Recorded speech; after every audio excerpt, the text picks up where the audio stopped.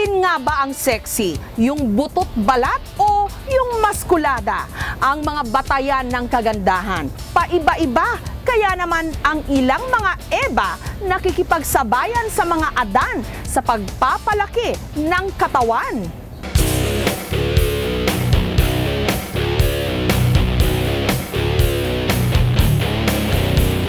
Mga naglalakihang katawan.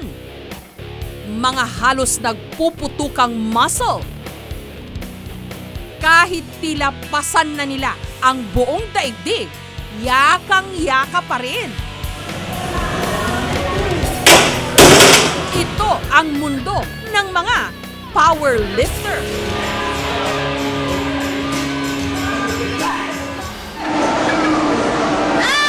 Dito sinusukat ang lakas ng isang tao sa bigat ng mga bakal na kaya niyang buhatin sa 3 event. Ang squat na gumagamit ng lower body strength. Ang bench press para sa upper body strength. At ang deadlift para sa kabuuang lakas ng katawan. Pero kung dati mga Adan lang ang bumabandera sa sport na ito, ngayon pati na ang mga kalahi ni Eva.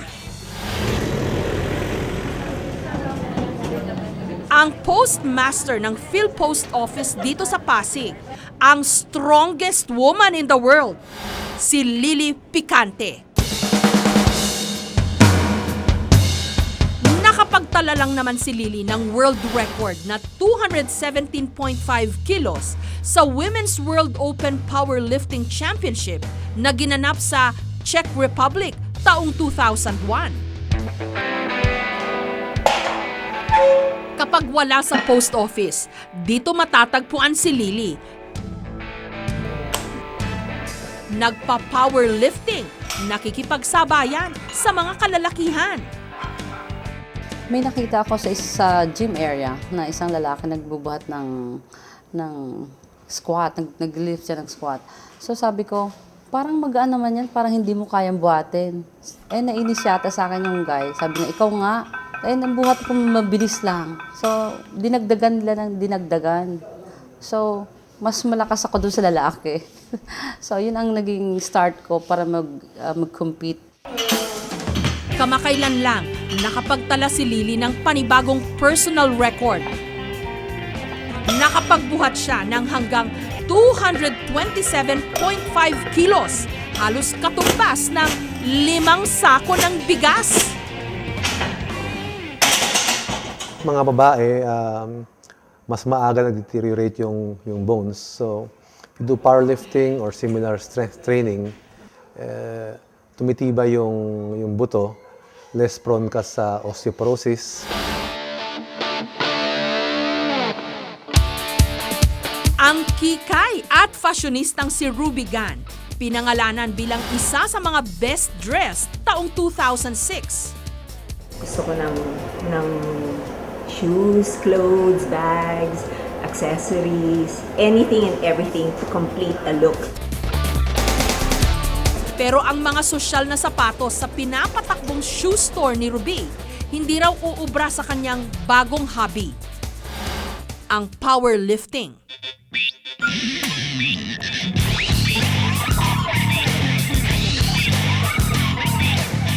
Kayang-kaya nga niyang magbuhat ng mga bakal na mas mabigat pa sa kanya. Hindi nila alam. I have a secret identity na parang, okay, pag nasa labas ako, kikay, fashionista, and I really wear high heels, short shorts, yung ganon. Pero pag nasa gym, ganito lang ang outfit ko, a simple shirt. It's not really, I guess, kung ano yung nasa isipan ng tao na yun na nga mukhang lalaki, sobrang laki ng katawan mo, or parang pumuputok na yung muscle mo. It's not like that. At mukhang tama si Ruby na kahit sino pwedeng mag-powerlift, kahit pa raw yung mga merong kapansanan. Katulad ni Adeline, 35 years old, 3 taon pa lang siya nung tamaan ng polio. Pero hindi siya nagpatalo rito. Noong 2000 Paralympic Games sa Australia, Ang katumbas ng Olympics para sa mga merong kapansanan, sa tiyaga ni Adeline, nasungkit niya ang bronze medal sa powerlifting.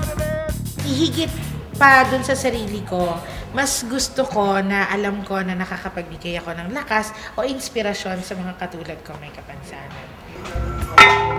Pero habang pabigat ng pabigat ang mga binubuhat ni Adeline, meron daw siyang nararamdamang kakaiba sa kanyang mga kamay. Na-aggravate nung pagpa-powerlifting ko, yung pagkakaroon ko nung carpal tunnel syndrome. Minsan masakit, tapos minsan hindi ko na ma-close yung aking mga kamay. Kadalasan nangyayari yan dahil sa repetitive trauma. Kasi you have to grip, hawakan mo ng mahigpit yung barbell, no? At pag hawak na yan, siyempre yung mga muscle na yan nandito, no? So pag yung mga muscle na yan lumalaki, no? At tumitigas, nagko-contract, no? Maaari ring makaipit ng ugat na yan.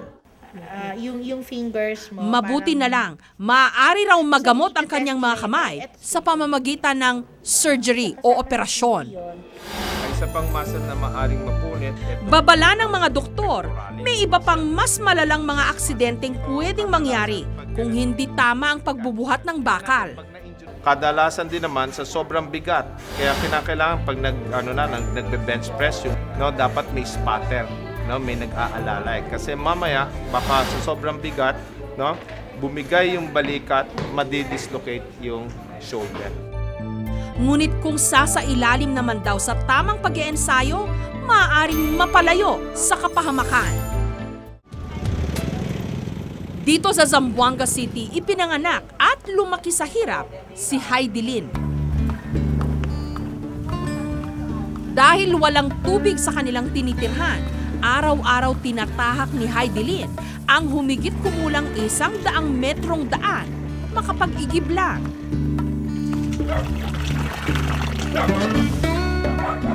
Mag-isa rin niyang binubuhat ang mga timbang puno ng tubig pabalik sa kanilang bahay.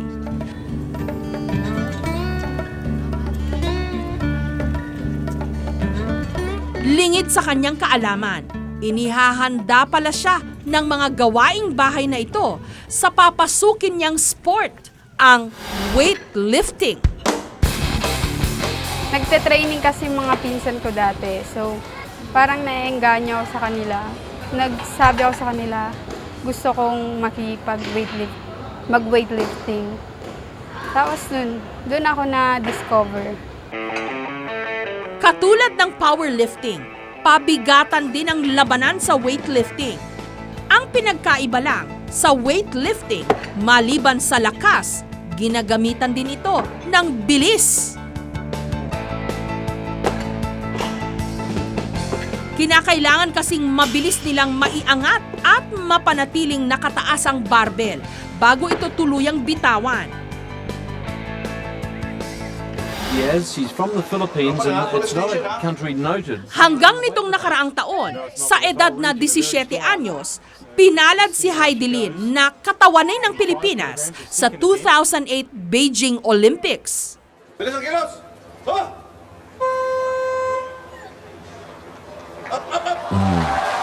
good. That is good. That was pretty useful, all right? Beautiful technique there. Bagamat hindi siya nakapag-uwi ng medalya, proud pa rin sa kanya ang kanyang mga kasama. Just to qualify and to be allowed to play in the Olympic, that is really, considering we have more than 100 countries, no, members ng Olympic, and isa siya sa 10 maglaro sa category niya, that is really best, no? Kahit si Heidelin, hindi nasiraan ng loob. Lalo na't dahil sa weightlifting, napaayos niya ang kanilang tahanan. Nakabili rin siya ng laptop na gagamitin niya sa kanyang pag-aaral ng kursong computer science.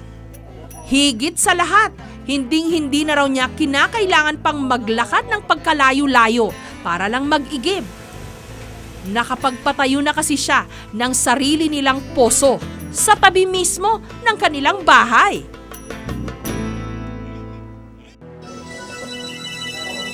Maliban sa pisikal na lakas ng pangangatawan, mahalaga rin ang pagkakaroon ng tibay ng loob. Dahil ito ang magbibigay sa atin ng tunay na lakas upang harapin ang anumang mabigat na hamon ng buhay.